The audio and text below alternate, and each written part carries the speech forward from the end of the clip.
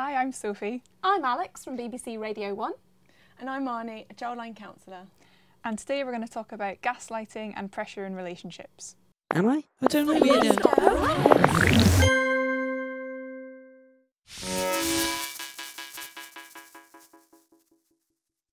Over the last few weeks, we've been following a fictional story about a girl called Lottie who's in a relationship. Marnie, what stage are we at with Lottie now? Jake's been putting a lot of pressure on Lottie. Jake is a guy that she met a few weeks ago to send some pictures of herself that she doesn't feel comfortable sending, but he's putting more and more pressure on her, and in the end she does actually send those pictures. He then shares those pictures around the school with people that she doesn't know, so when she comes to him for support and asking him why, he just denies it. So pressure can mean a lot of things. Then there's pressure in relationships. Can you tell us a bit about that, Alex? When somebody is pushing or prodding or poking you into doing something that you feel really uncomfortable about or you're not ready to do yet.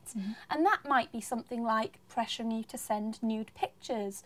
It might be pressure to wear certain clothes or not wear something that you would usually feel comfortable in. Not speak to your friends or your family anymore or spend less time with them. There's pressure to keep secrets too. If somebody is asking you not to tell them where you are, not to be honest about what you've been up to and down to. Now, let's be honest. When two human beings are in a relationship, there are bound to be arguments. That's a very normal thing. But if someone is pressuring you a lot and that's leading to you feeling bullied or feeling like someone is shouting at you, that might be a sign that it's time to speak to a friend or someone in your family that you trust, or even call Childline. I think a lot of people as well feel like they should keep quiet because surely this is happening to everybody else. And maybe it's just a normal part of growing up or being grown up. If anything makes you feel uncomfortable, if anyone or any scenario is making you feel like you're pushed into doing something or you're feeling a bit, if you're feeling like that, stop and talk. So what is gaslighting exactly? To help you understand what gaslighting is, I've got a little rhyme. And I say it's about lies, denies, and your favourite guys. First up, they will tell you lies. And some of them might be big whoppers right to your face, and their face will be ever so straight. But then they act as though nothing is wrong at all. So you start to feel a bit strange about that. You're second guessing what you believe in. Secondly, denies. They will do something, you will have proof maybe that they've done it, ask them about it, they will deny it. And finally, your favourite guys.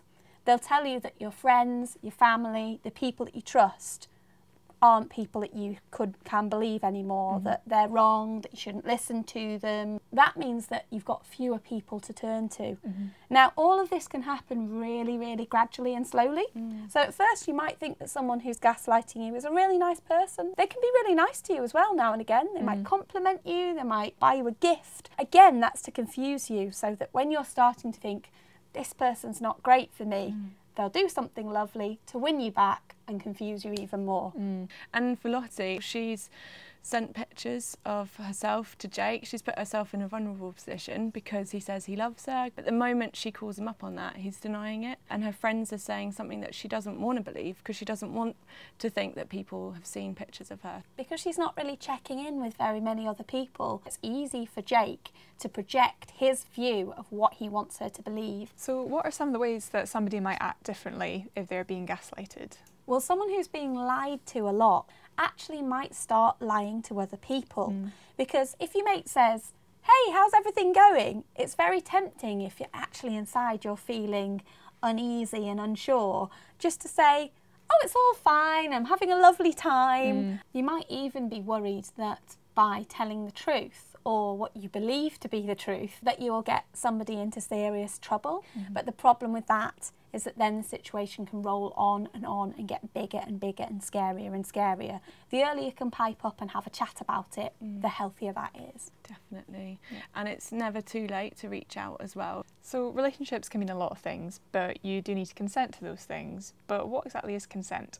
It's on your terms and you understand what it is that you're getting involved in. What consent isn't is a contract, okay? Once you've said yes to something, you can change your mind at any time. It's always yours. It's yours to take back if you want to. Consent doesn't just apply to sex either. If somebody is trying to get you to go somewhere that you're not sure about going, or get you to do something, take something, drink something, interact with someone else that you don't want to, That's all about consent. If you're in a relationship, the person that you are in that relationship with still needs to ask for your consent. Your girlfriend is not in charge of you. Your boyfriend is not your boss. So if anyone's worried about any of these things we've been talking about, what can they do to get help?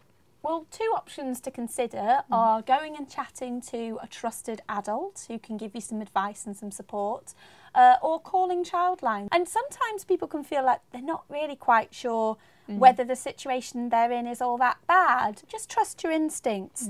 If you're uncertain, have a chat with somebody and get another opinion on that.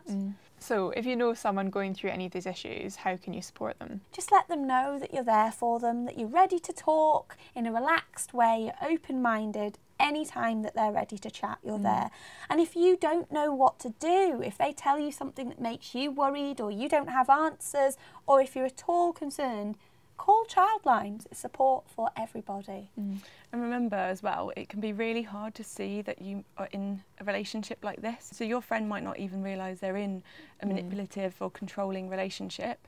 So just be understanding that that's how they're feeling, but encouraging them to get support as well. If you or anyone you know is in immediate danger, don't wait, don't hesitate. In that case, call the police, call 999 straight away.